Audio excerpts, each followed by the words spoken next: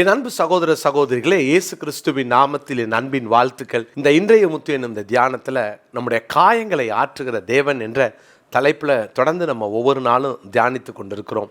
காயம் கட்டுகிறவர். நேற்று தினத்தில் நான் சொன்னேன், திரும்புங்கள், நம்முடைய காயங்களை தேவன் கட்டுவார். கர்த்தரிடத்தில் திரும்புவோம், அவர்தான் காயப்படுத்தினார், அவர் காயம் கட்டுவார். மறுபடியுமாக எரேமியா 30:17 நான் வாசிக்கிறேன். அவர்கள் உன்னை விசாரிப்பட்ட சீயோன் என்று சொல்லி உனக்கு தள்ளுண்டவள் என்று பெயரிட்டபடியால் நான் உனக்கு ஆரோக்கியம் வரப்பண்ணி உன் காயங்களை ஆற்றுவேன் என்று கர்த்தர் சொல்லுகிறார். உனக்கு ஆரோக்கியம் வரப்பண்ணுவேன். ஆண்டவர் நம்முடைய காயங்களை கட்டுகிறவர். நம்முடைய அந்த காயங்கள் நம்மளை ஒருவேளை உலகம் காயப்படுத்தியிருந்தாலும், பிசாசு காயப்படுத்தியிருந்தாலும், தேவனே நம்மளை சிட்சித்திருந்தாலும், காயப்பட்டிருந்தாலும், நம்முடைய காயங்களை ஆற்றுகிற ஒரே தேவன் நான் பிரசங்கிக்கிற இந்த ஆண்டவராகிய இயேசு தான். அவர் உங்கள் காயங்களிலிருந்து உங்களுக்கு ஒரு குணத்தை, ஒரு சுகத்தை அவர் கட்டளையிடுவார். ஆனால் நம்ம என்ன செய்யணும்? அருமையான கர்த்தருடைய பிள்ளைகளே, ஒரு வசனத்தை உங்களுக்காக வாசிக்கிறேன். சங்கீதங்களின் புஸ்தகம் 107 சங்கீதம் 20 நான் வாசிக்கிறேன். 107 சங்கீதம் 20 அவர் தமது வசனத்தை அனுப்பி அவர்களை குணமாக்கி அவர்களை அழிவுக்கு தப்புவிக்கிறார். ஆண்டவர் தம்முடைய வசனத்தை அனுப்பி குணமாக்குகிறார். வசனத்தோடு கூட நாம் இன்றைக்கு இணைந்திருப்போம். நேற்று அவருடைய பிரசனத்துக்குள்ளே திரும்பணும், அவரண்டையில் திரும்பணும் அப்படின்னு நேற்று தினத்தில் தியானித்தோம். இன்றைக்கி வசனத்தண்டைக்கு திரும்புங்கள். Back to the Bible, back to the word, back to the scripture. மறுபடியுமாய் அந்த வேத வாக்கியங்களுக்குள்ளே நம்முடைய வாழ்க்கை வர வேண்டும். வசனமும் நீங்களும் இணைஞ்சிருந்தா அந்த வசனத்துக்கு இருக்கிற வல்லமை, மகிமை சாதாரணமானது அல்ல.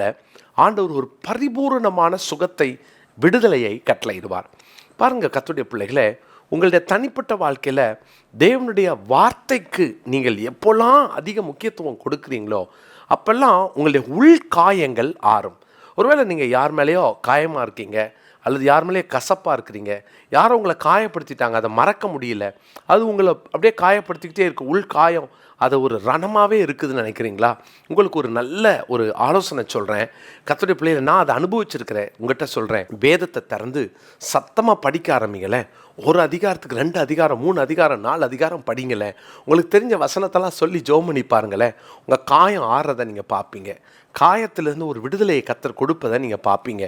கர்த்தர் ஒரு பரிபூரண சுகத்தை கொடுக்கறத நீங்கள் பார்ப்பீங்க. ஒருவேளை உங்கள் தனிப்பட்ட வாழ்க்கையில் யார் காயப்படுத்தி இருந்தாலும் அவங்க மேலே உங்களுக்கு ஒரு குரோதம் இருக்கலாம். எனக்கு இவங்களை காணவே கூடாது அப்படின்னு நீங்கள் நினைக்கலாம். ஆனால் வசனத்துக்கு திரும்பினீங்கன்னா உங்கள் காயங்களை ஆற்றுவார்.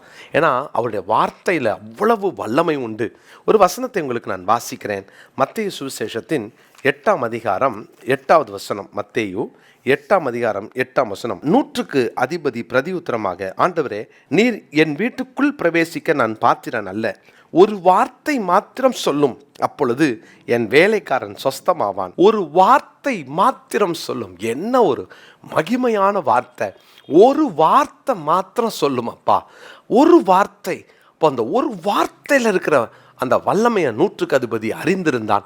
அந்த ஒரு வார்த்தையினுடைய மகிமையை, அவருடைய வாயிலிருந்து பிறக்கிற அந்த ஒரு வார்த்தை, அதனுடைய மகிமையை தெரியாததுனால, இதனுடைய அந்த வேல்யூஸை புரியாததுனால இன்றைக்கி நிறைய பேர் சும்மா பைபிளை படிச்சுட்டு போகிறாங்க.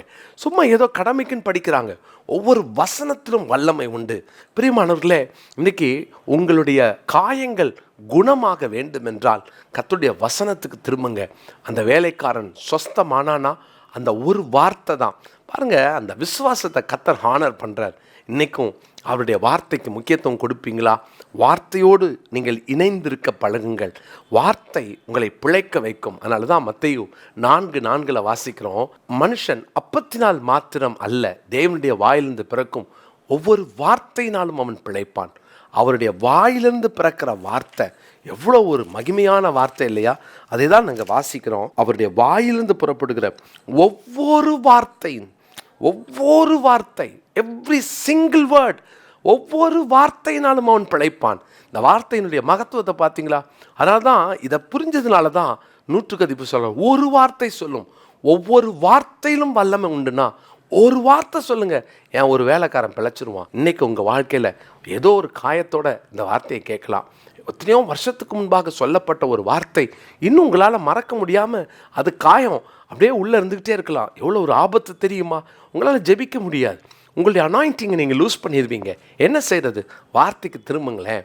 வார்த்தையால் நிரப்பப்படுங்க, வசனத்தால் நிரப்பப்படுங்க. அங்கே காயங்கள் ஆறும். உங்களுக்கும் தேவனுக்கு இருக்கிற உறவு சீர்படும். கர்த்தருடைய பிள்ளைகளே, தேவன் தம்முடைய வார்த்தையை மகிமைப்படுத்தி இருக்கிறார் அப்படின்னா அவருடைய வார்த்தைக்குடைய மகத்துவத்தை புரிஞ்சுக்கிட்டீங்களா? நீங்களும் சொல்லுங்கள், ஆனால் உங்கள் வார்த்தையோடு நான் இணைகிறேன், உங்கள் வார்த்தைக்கு முக்கியத்துவம் கொடுக்குறேன், உங்கள் வார்த்தைக்கு நான் இன்னும் அதிகமான மரியாதை கொடுக்குறேன், உங்கள் வார்த்தையை படிக்காமல் நான் வெளியே போக மாட்டேன். பலவீனம் வர நேரம் வார்த்தையை ஒதுக்காதீங்க, வார்த்தையை அதிகப்படுத்துங்க, இன்னும் அதிகமாக படிங்க, இன்னும் அதிகமாக வாயை திறந்து படிங்க. இந்த வசனம் அவ்வளவு மகிமை உள்ளது. கர்த்தர் இன்னைக்கு உங்களை விடுதலையாக்குவார், உங்கள் காயங்களை கட்டுவார். இந்த நாளினுடைய மனப்பாட வசனத்தை குறித்து கொள்ளுங்கள். சங்கீதம் 107:20. சங்கீதம் 107:20. ஜெபிக்கலாமா?